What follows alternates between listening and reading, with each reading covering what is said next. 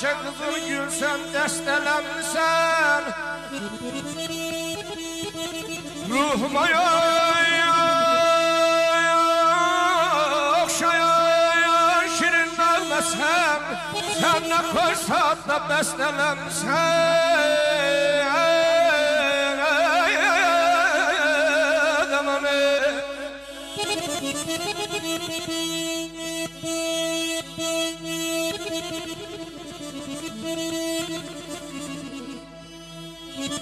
Deyir qoy muğamat ustası çalsın.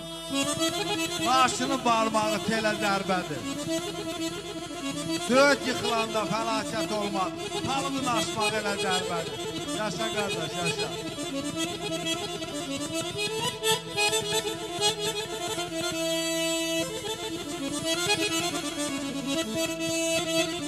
Kızıl gül bədənə kol desen gülşenler bezener sana sol desen dünyaya dağılmaz ki bir yol desen ayazı yol ne yolun xəstələnmişsən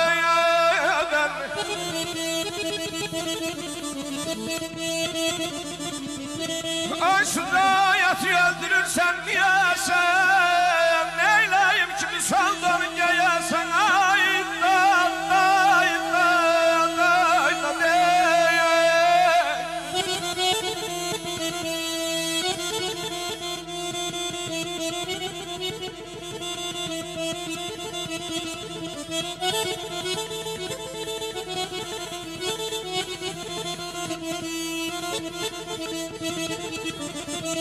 Hücayatı öldürürsen niyesen neyleyim ki müsaldanı giyesen